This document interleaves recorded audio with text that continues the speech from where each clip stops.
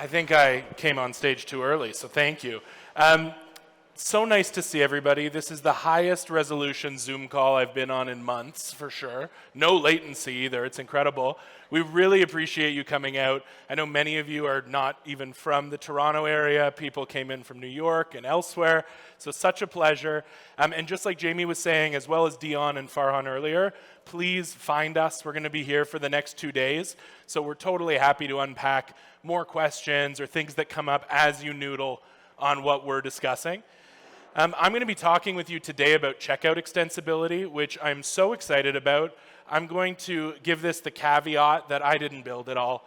I'm so lucky and grateful to be able to wear this Britney Spears microphone and pretend that I did, but this is the hard work and the culmination of the hard work of hundreds of developers, designers, product folks, developer advocates, folks in support, and I'm just lucky enough to get to work across a lot of these teams. So super excited, and I know checkout extensibility is probably top of mind for many of you, so hopefully going to be able to answer a lot of questions and give you the tools you need to take away from these next couple days.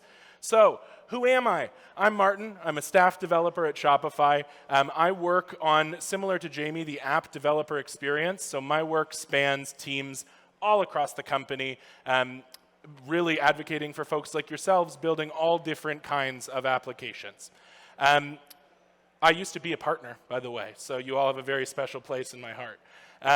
I am going to talk to you today about a little bit of where we're at now with checkout.liquid, how folks are customizing checkout experiences in the here and now. We're going to talk about checkout extensibility, which isn't one feature so much as a family of features, and we're going to unpack those 5 different chunks of functionality one by one. Then we're going to talk about some next steps, both here at Unite and beyond. And give you lots of time for questions as well. And I can loop back to some of the questions that were asked previously as well. So keeping those kicking around in my noggin. Before we talk about what's coming or what we've been building, let's talk about what exists today. And that really is checkout.liquid. So many of you, I can see, are already nodding and aware. Checkout.liquid is available to Plus merchants right now, and it is, until very recently, it has been the only way to customize checkout experiences. The modifications by merchants and by developers enabled a wide range of customization, but it's not all good news. Checkout.liquid is far from perfect. From the merchant perspective, it really lacks low or no code customization options. And from the developer perspective, there are really 3 areas that we've been hearing from you all. 1, it's really hard to make client-side UI tweaks. 2, checkout upgrades need to be made manually. And 3, each store has to be maintained individually. So these feel we got the message, and checkout extensibility is really supposed to be a response to these kind of bottlenecks. So, like I said, checkout extensibility is a family of features, and the key goal with checkout extensibility is to make checkout customizations easy, scalable, maintainable, and really hope that you feel by the end of our time together today that that's borne out in truth. Merchants and developers often need to be able to make these customizations, and that's where checkout extensibility comes into play. So, like I said, we've got a family of functionality. These individual features ladder up together to make Shopify checkout, again, easier, or customizing Shopify checkout easier, upgrade safe, and scalable. Gone should be the days where a developer has to rush in because checkout is broken because something was upgraded, or you're lacking new functionality that Shopify has released until you make changes to checkout.liquid. So we're really going to look at 5 constituent features that make up this happy family. We're going to talk about checkout UI extensions. We're going to talk about the checkout branding API. We're going to dig into Shopify functions. We are going to talk about post-purchase checkout extensions, and we're going to talk about web pixel extensions. So these together are what we're calling checkout extensibility, but feel free to position your questions or in the workshops later to dig into individual slices of this delicious checkout pie. So first of the 5, we're going to talk about checkout UI extensions. These extend the standard checkout experience that Shopify offers, the page that is recognizable and that buyers know and love, with custom UI pieces that you as developers or that merchants are able to configure. These extension points should be easily installable at defined places in the checkout flow. So we kind of categorize these into two mental models. We've got static extension points, and a static extension point you can really think of as being tied to a core checkout feature. So it might be coupled to contact information or shipping methods. When that core piece of checkout functionality is hidden, so too will be the checkout extension, the checkout UI extension that is tied to it. Conversely, we've got dynamic extension points, and these support being able to render in between pieces of the core checkout experience. You or the merchant can configure the location that they live in, and you can adjust their positioning when a core checkout piece of UI is not shown. For example, shipping methods because somebody's doing local delivery, etc. You're also able to build these with no-code configuration on the merchant side. So if you want the merchant to be able to tweak the look and feel, where things are showing up, how things are showing up, as a developer, we can now put those tools right into merchants' hands and not need to be on the receiving end of all of those emails for minor tweaks. This is where my previous experience as a partner bleeds through. Like Jamie was showing earlier, the general developer experience for checkout UI extensions is super similar to the developer experience for building apps or other kinds of extensions. So we're going to dig into the generate, the preview, and the deploy sections of this workflow, largely leveraging the Shopify CLI. So you're going to see lots of CLI commands here, and that's just to give you a head start as we roll. The general idea between building these, or one of the major advantages of building these pieces of functionality as checkout UI extensions as opposed to checkout.liquid, again, is that maintainability piece. So extensions are versioned. A developer can actually manage which version of their extension is deployed to merchants. So you can have a next version that you're working on that isn't YOLO'd to production, and that you're able to refine in a sane development workflow. And we're also releasing the functionality to be able to list apps in the App Store for plus merchants to install that make use of checkout UI extensions. As we keep digging into the functionality and those constituent features, I think it's going to make sense how you might scale this to a mass audience. And I have to put a plug in here, not because anyone told me to, but because it's worthwhile. There's going to be a fantastic workshop this afternoon on checkout extensibility and checkout UI extensions more specifically that I highly encourage you to attend. I'm going to put the time. The time is already on a future slide, so you don't have to jot this down. So we talked about checkout UI extensions, static extension points, dynamic extension points. That's awesome. The next piece that I want to dig into with you is checkout branding API. This is really the key to unlocking the same checkout extension being able to be installed on an unlimited number of merchant storefronts. It's obviously critical, especially when it comes to the checkout buyer experience, that these extensions match the look and feel, the branding, and the visual design of the stores that they're baked into. And this is really where the checkout branding API comes into play. So this branding API gives us, as developers, the ability to customize the logo that's shown on the checkout page, change checkout font settings, for example, customize the color settings in the checkout, and we can see that the same UI component could look and feel very different based on what comes back through this branding API. This allows for a consistent look and feel across the whole storefront and that buyer experience without developers needing to be painfully aware of every CSS property, every piece of store branding and theming that exists per merchant. These branding changes are available through our GraphQL admin API, leveraging the checkout branding upsert GraphQL mutation.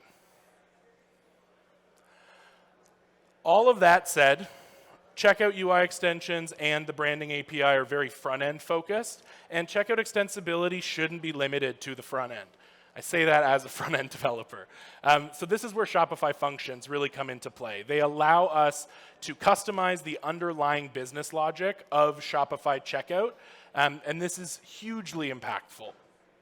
So in developer preview, just to give some real-world examples of these functions in the wild, we had discount-related functions that handled volume-based discounts, that handled buy one, get one discounts, that implemented gift with purchase, and afforded for different tiered discounts as well. There will be many additional types of functions coming soon. Shopify functions, as were mentioned in the keynote earlier, are built using WebAssembly compatible languages. At Shopify, we really love Rust. You can also build these in Go or Assembly Script or C++.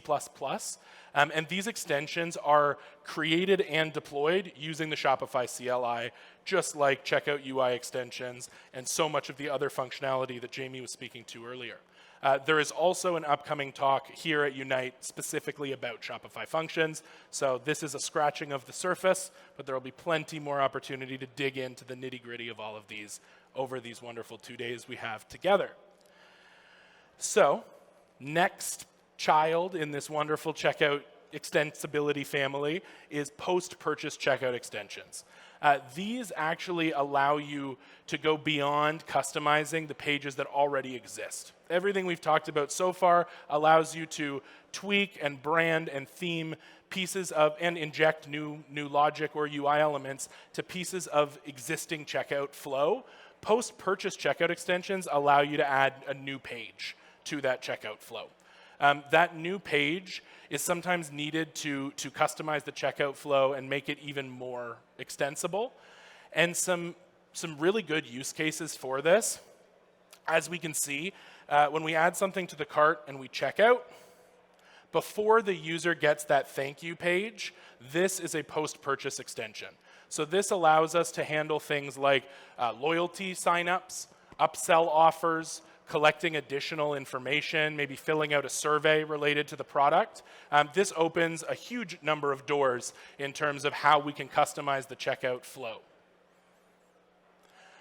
Post-purchase checkout extensions are hosted on Shopify's CDN. They're wicked fast, super performant. You're serving these from the same infrastructure that is serving Shopify itself or those buyer checkout pages. Post-purchase extensions integrate directly into the Shopify checkout.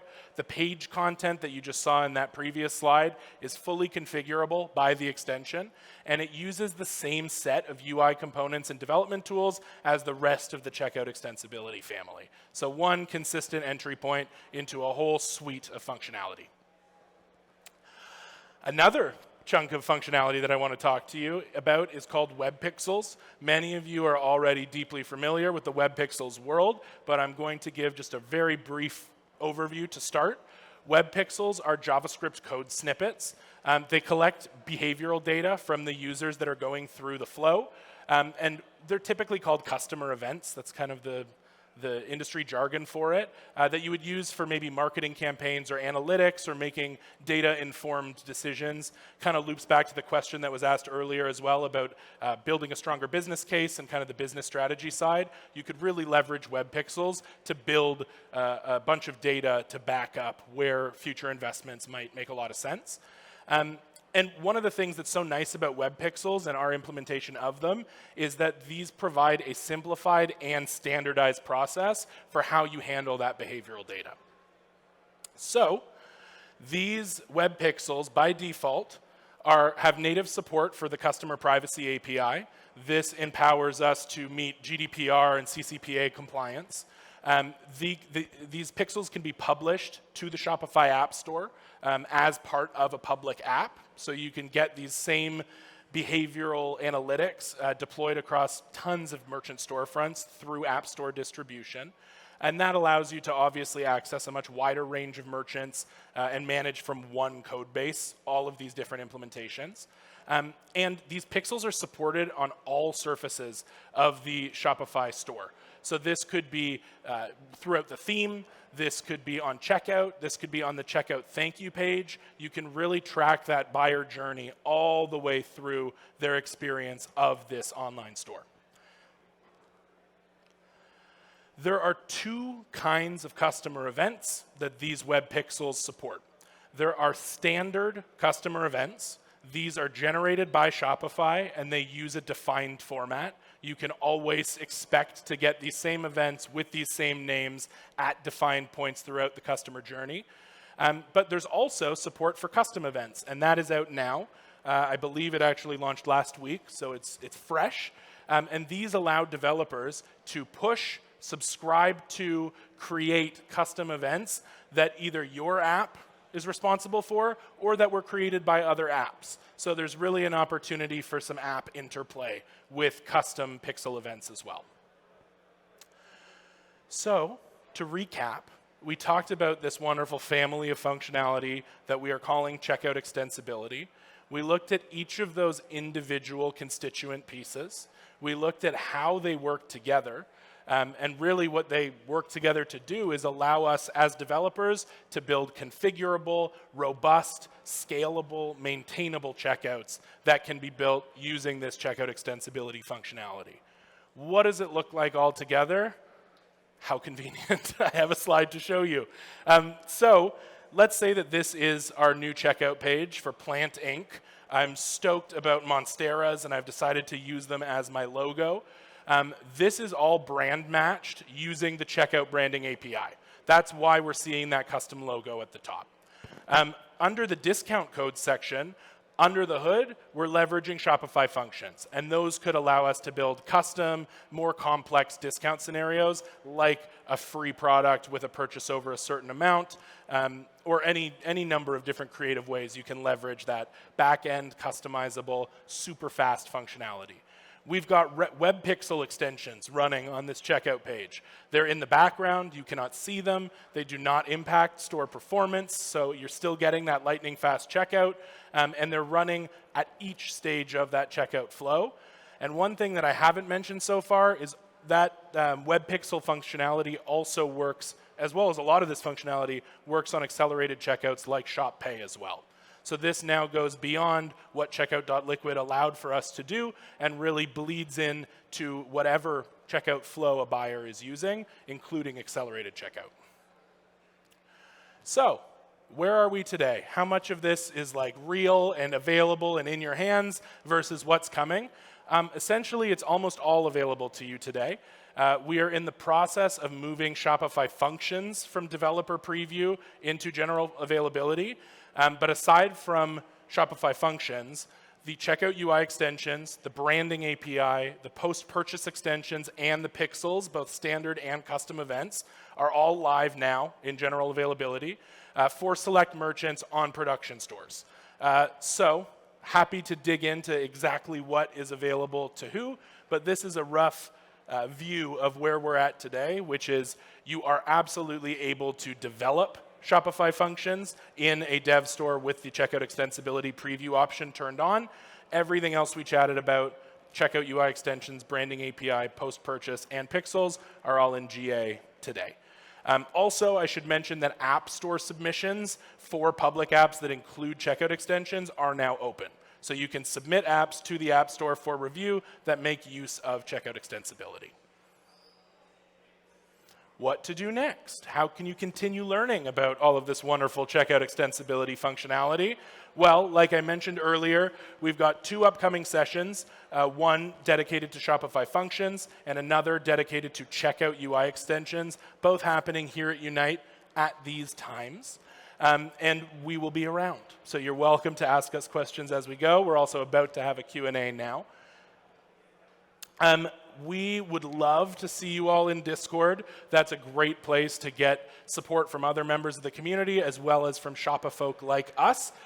So please do join the Discord community to connect with other members of the Shopify partner ecosystem as well as members of our product team. And we would love to see you submit feedback through our GitHub discussions. There are two dedicated repos, one for UI extensions and another for checkout branding. You can go to either of those repos under the discussions tab and see what folks are talking about and give us feedback that way as well. And you can reach out to me. I use email like a dinosaur, so you're welcome to send me an email at martin.laws@shopify.com. You can connect with me on LinkedIn if you want. I should have probably put my Twitter, which is @MartinBLaws, B as in badass, because checkout extensibility is badass. Or you can connect with us at shopify.dev. Lots of room to provide feedback there as well. On that feedback note, just like Jamie said, we would love your feedback on Unite, on this talk, and making sure that we're adding as much value for you as possible. So please do let us know what you thought of this session. The survey is 3 questions. You can definitely finish it faster than writing a tweet. At least I read tweets 400 times before I hit send, so this is easy. And yeah, we are so happy that you're here. So thank you so much. Thank you for listening to me talk about checkout extensibility.